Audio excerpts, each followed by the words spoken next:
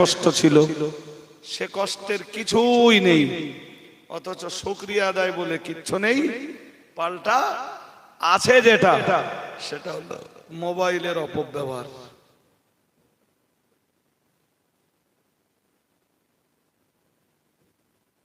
চলুন ব্যাক করি। মুসা নবী এমনি বলতেছেন, ওয়াইদ ক্বালা মূসা লিকওমিহি ইয়া কওমি উযকুরু নি'মাতাল্লাহ।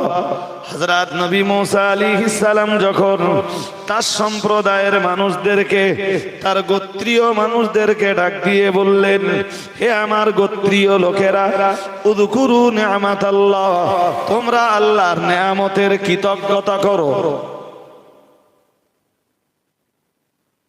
আল্লাহর নেয়ামতের স্মরণ করো, আলাইকুম, যা তোমাদের প্রতি প্রদত্ত, মানে মহান আল্লাহ যে নেয়ামতগুলি তোমাদের দিয়েছেন, তোমরা ওই নেয়ামতগুলির কথা স্মরণ করো।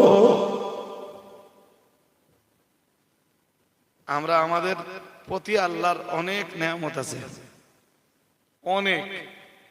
কতটা আছে আমি এক কথায় বলতে যে এক আয়াত পড়ে বলেছি যে একজন মানুষের জীবন চলে যাবে, কিন্তু আল্লাহর নেয়ামতের গণনা করে সে শেষ করতে, হোক সে কোনো ভ্যানওয়ালা,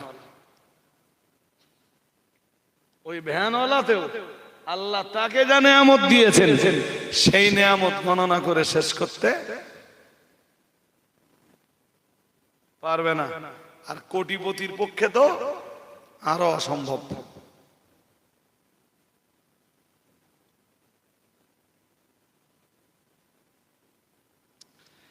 হযরত নবী মূসা আলাইহিস সালাম এরপরই বললেন, শোনো, ইরজালা ফীকুম আম্বিয়া। হযরত নবী মূসা আলাইহিস সালাম বললেন, সূরা মায়েদার 21 নম্বর আয়াত। কয় নম্বর? এটা তো একটু মুখস্থ রাখতে হবে, নাহলে কি যে আপনারা ওয়াজ শুনলেন, এইটাই যদি না বলতে পারেন।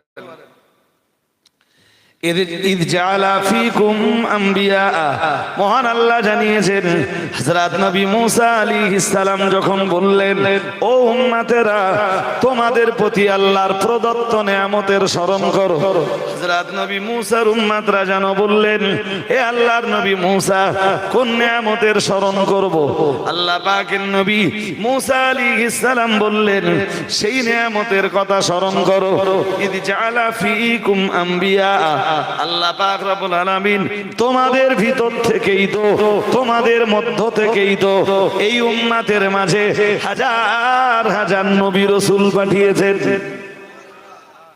আরেকটু মন খুলে বলেন, তোমাদের মধ্য থেকে আল্লাহ এত নবী রাসূলদের পাঠালেন, এটা আল্লাহর নেয়ামত নয়? কিছু আওয়াজ নেই কেন? মূসা নবী বললেন, তোমাদের বংশ থেকে, তোমাদের গোত্র থেকে আল্লাহ হাজার হাজার নবী রাসূল পাঠালেন, এটা আল্লাহর নেয়ামত নয়? নবী পাওয়া, রাসূল পাওয়া, এটা আল্লাহর বিরাট বড় নেয়ামত। হাক্কানি আলেমদের পাওয়া, হাক্কানি আলেমদের মজলিসে বসবার সুযোগ ঘটা, এটাও আল্লাহর নেয়ামত। ওই সুবহানাল্লাহ বললেন, মানে কৃতজ্ঞতা আদায় করার, শুকরিয়া জ্ঞাপন করার ইচ্ছা আপনাদেরও তো নেই।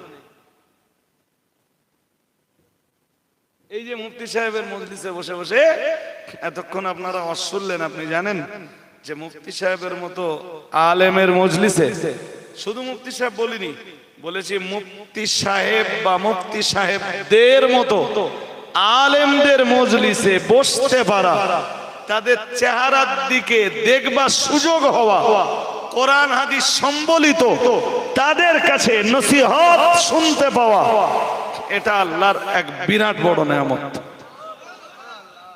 বিশ্বাস হয় না? আরে হ্যাঁ না, জোর করে বলেন, বিশ্বাস হয় না? গোটা দেশ যখন দাজ্জালে ছেকে গেছে, কিসে ছেকে গেছে? সেই আসলে জেমালের আসবার কথা, দাজ্জাল হয়ে কিয়ামতের নিকটতম সময়ে, সেমাল এখনো বার হয়নি, তার এখনো আল্লাহ বেঁধে রেখেছেন সামুদ্রিক কোন এক দ্বীপে। কিন্তু হুজুর নামের কিছু দাজ্জাল ঘুরে বেড়াচ্ছে, শুনছেন নাকি? আলেম নামের বহু দাজ্জাল ঘুরে বেড়াচ্ছে, যারা কোরআনের নামে জালিয়াতি করে, হাদিসের নামে জালিয়াতি করে, কোরআনের নামে মিথ্যা বলে, হাদিসের নামে মিথ্যা বলে, সমাজ কিছু বুঝতে পারে না। আমি এই আয়াত পড়ে যা বলছি, ট্রান্সলেশন ঠিক করছি না ভুল করছি, ব্যাখ্যা বিশ্লেষণে ঠিক আছি না ভুল আছি, এ ধরার কায়দা আপনাদের আছে? আছে? নেই। আমি সন্ধান এই জন্য বলে দিছি, অন্তত কিচ্ছু না বুঝতে পারলো এটা বুঝতে পারবেন যে হুজুর অনুবাদটা ঠিক করেছে। কারণ গুগলে ওর বাংলা পেয়ে যাবেন খুব ইজি।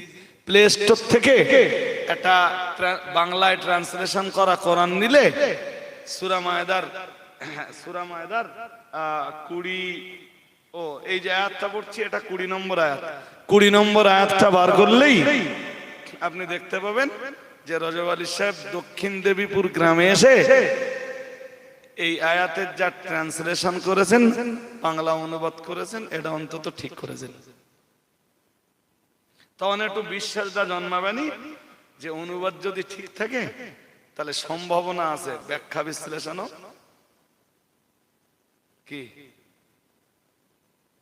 কি আশ্চর্যের দিন পড়ে গেছে ভাই। ওয়াজ নসিহতের মজলিসে এসে হুজুর আয়াত পড়ে একরকম, অনুবাদ করে আর এক রকম, আর তাফসীর করে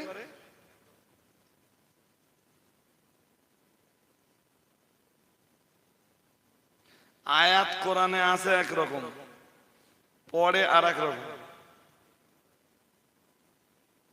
অনুবাদ আর এক রকম, ব্যাখ্যা, মানে সবগুলো উদর পিণ্ডে বুদর ঘাড়ে, নেতার গেঞ্জি পুষার গায়ে, নেতার গেঞ্জি পুষার গায়ে, বোঝে না?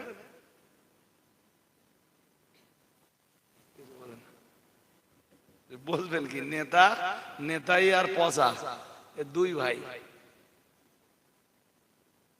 তো একই সঙ্গে বেড়ে উঠতেছে।